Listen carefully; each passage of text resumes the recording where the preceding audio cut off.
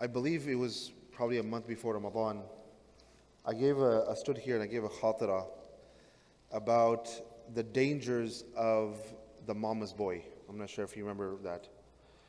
And we just talked about that while when it comes to the tarbiyah of our boys, it's very important that we teach them how to be confident in life, how to raise them into men.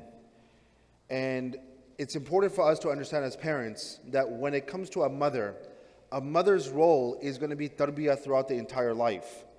But what the mother does is that she takes her sons, she raises them from babies to boys. And from that point, it becomes a father's responsibility to raise them from boys to men. It's not the mom's responsibility, it's the father's responsibility to turn them into men. And when fathers don't do that, then eventually what happens is that they're probably 20 years old, 22 years old, but because their fathers have not made them into men, they're still acting very childish, because they're still boys, once again. And so I talked about mama's boy, the dangers of mama's boy. But what is on the opposite spectrum, on the opposite end of this spectrum, what do you have? When you have a mama's boy, you have what do you have? You have a daddy's girl. And so what happens is that just like today when it comes to our boys, there are some certain things that we are doing, certain flaws in our tarbiyah when it comes to our boys that affects them when they get older and especially when they get married. Even when it comes to our girls, there's certain flaws in our style of tarbiyah that affects them also when they grow up. I tell you honestly, I do a lot of divorce mediation, I do a lot of divorce arbitration and so forth. And then I get calls nearly on a daily basis about divorce. And when I ask people, what is the issue? Because number one, the reality is in our society that 80% of our divorces in our Muslim society are initiated, or generally 80% of divorces are initiated by women. It's a reality nowadays. Many people think that it's mostly initiated by men. No, it's mostly initiated by women.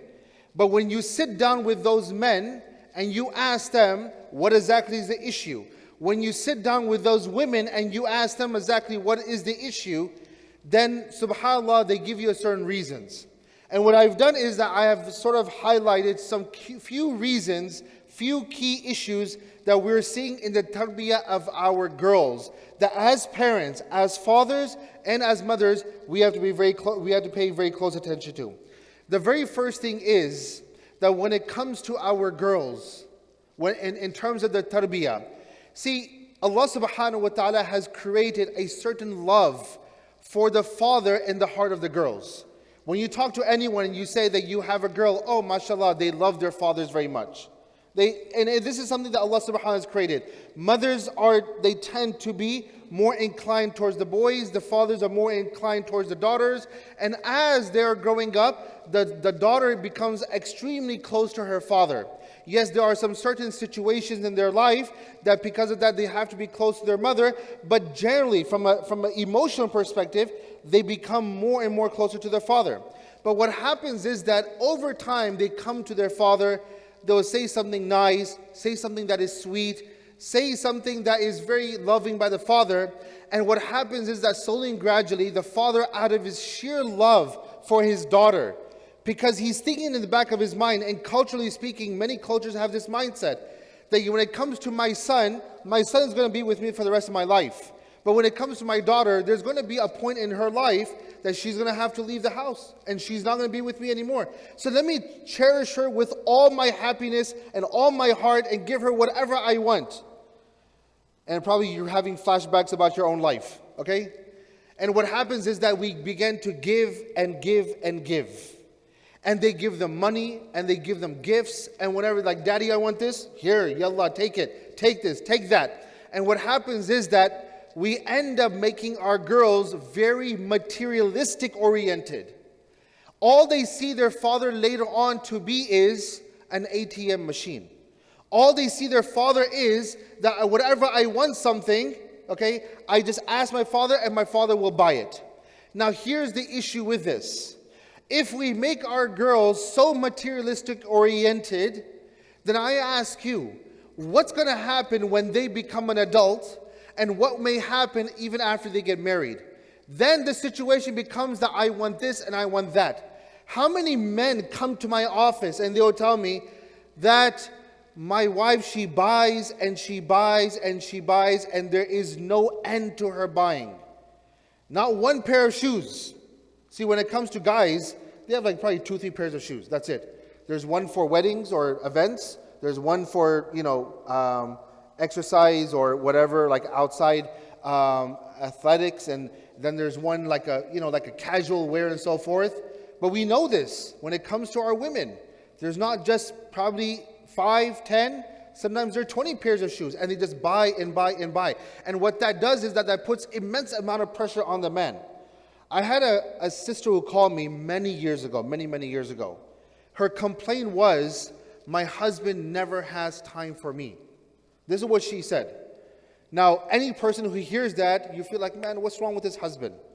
So I called the husband. I said, can you please come over? Your wife is complaining about this. I'd rather sit down with both of you face to face and let both of you talk it out, and I can be there to mediate the matter and so forth. And basically, the husband came and he said that because the reason I don't have time for my family is because my wife, she buys and she buys and she buys, that I usually I needed only one job in my life.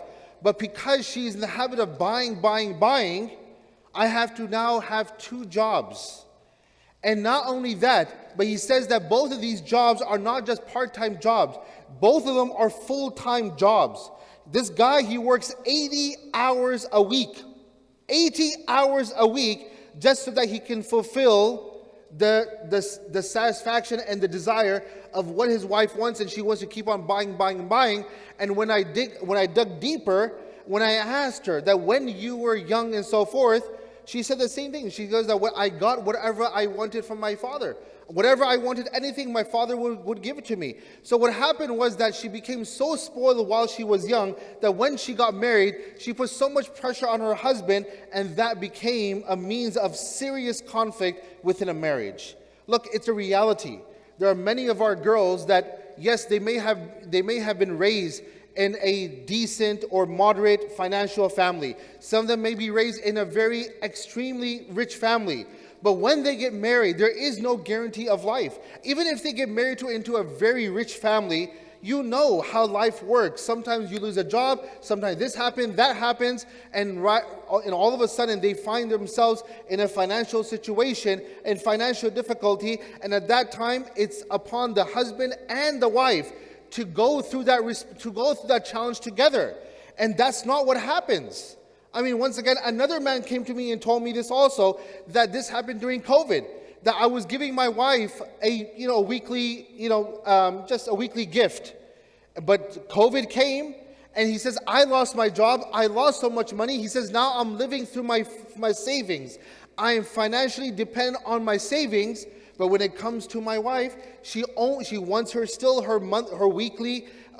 weekly gift and so forth. And he said that's putting a lot of pressure on me. So once again, when it comes to our children, when it comes to our girls especially, give them. You're the father, you're the mother. You want to give them. They're our children. But we have to also make them understand that we don't want to be seen by them as simply as an ATM machine, or whenever they want something, we're going to give them without any kind of limitations. The second issue when it comes to our girls nowadays is we have given unlimited freedom when it comes to going outside the house and coming back home. See, I talked about this when it came to the boys. It's not right when you keep the girls at home. But at the same time, when it comes to the boys and you let them stay outside the house 2 o'clock, 3 o'clock in the morning and say it's absolutely fine. First of all, kids, they live with that. They see that as unfairness and they live with that. But on top of that, what happens is that many times when it comes to our girls, we let them go whenever they want, they come whenever they want, they go whenever they want. Once again, this will have an effect down the road when they become adults, that even when the time comes that now they have become adults, and then we try to tell them, don't go, you need permission, or you have to make us aware of where you're going, then that is when young girls, they say that, you know what, all our life, you never put any kind of restrictions upon us. Now you want us to ask you for permission. But now think about this, when they become older and then they become married perhaps one day, will this be valid? Will this be okay in a marriage kind of situation, in a family kind of situation? Absolutely not. Now, I'm not going to go into the subject matter of, whether, how much permission they need to take and so forth, because that is what feminism has done. Feminism, this toxic ideology, has created this mindset within the women that you don't ever have to take permission from your husband whenever he leaves the house. In our deen, there's a certain level of kind of permission that is required, because if the man is taking the responsibility at the time of nikah, when the father says, I hand you my daughter, I give my daughter's hand in marriage to you, and the man says, qabiltuha, I accept her into my marriage, he's not only accepting her into his marriage, he's accepting the responsibility of looking after her. That is what it is. As a father, when it comes to my kids cannot leave the house unless they tell me where they're going, and they have to seek permission. Now, I'm not saying, once again, because this is what they're saying, is that if you have to take permission from the husband, then that is demeaning us as women. I'm not saying that, but every single family works different. Some families, they function in a way that as long as the husband knows, is fine. But to have unlimited freedom, where how many husbands have come to me and told me, I have no idea where my wife is. She goes whenever she wants, she comes whenever she wants. It's because this is the way she was raised. She was raised inside a house that you can go whenever you want and come whenever you want. And this has a serious effect on many families. And this is why even right now you see many of our kids, boys and girls, they don't want to stay at home. They don't want to stay at home. They find it absolutely unbearable to stay at home. I just remind ourselves, I say this by reminding myself and all of you here. The Prophet ﷺ was asked one time, when there will come a time of major fitna, what do we do at that time? You know what the Prophet ﷺ said? The Prophet ﷺ said, in that situation, stay at home. There's nothing wrong in staying at home.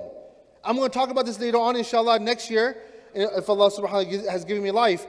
But this, like in Ramadan, all the time the youth want to be out, going here, going there, this fest, that fest, just looking for places to go and socializing in the month of Ramadan.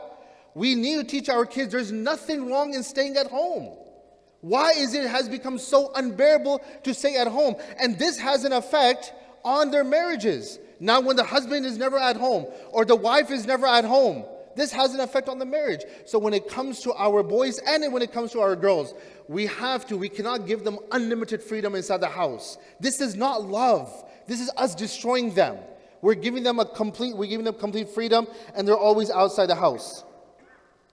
The next thing that's very important when it comes to our girls is that we have to provide discipline. There's something called consequences. Just like when it comes to our boys, the same thing applies to our girls, that there will be discipline in the family and so forth. And especially when it comes to them breaking the rules, there has to be rules inside the house. If our boys break the rules, there should be consequences. If the girls break the rules, there should be consequences.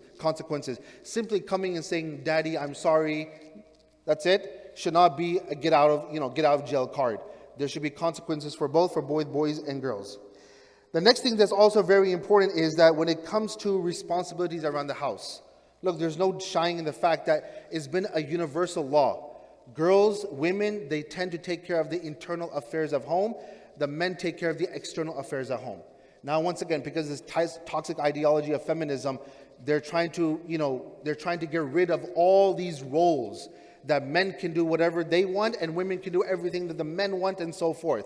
I mean, once again, Allah subhanahu wa ta'ala says in the Quran, لِلْرِجَالِ نَصِيبٌ مِّمَّا اكْتَسَبُوا وَلِلنِّسَاءِ نَصِيبٌ مِّمَّا اكْتَسَبْنَ. The only way a system can function properly is if everyone understands the roles. If the sun has a role, if the moon says, you know what, I'm going to serve the role of the sun also, and the sun says, you know what, I'm going to serve the role of the moon also. No, there's a sun and there is a moon. The sun has its own function, the moon has its own function, and they don't get in each other's way. Likewise, for a proper family to be raised, the father has a certain role, the woman has a certain role. So when it comes to our girls, it is also very important that we teach them some certain responsibilities around the house. When they get married one day, that's what's going to be expected from their husband too.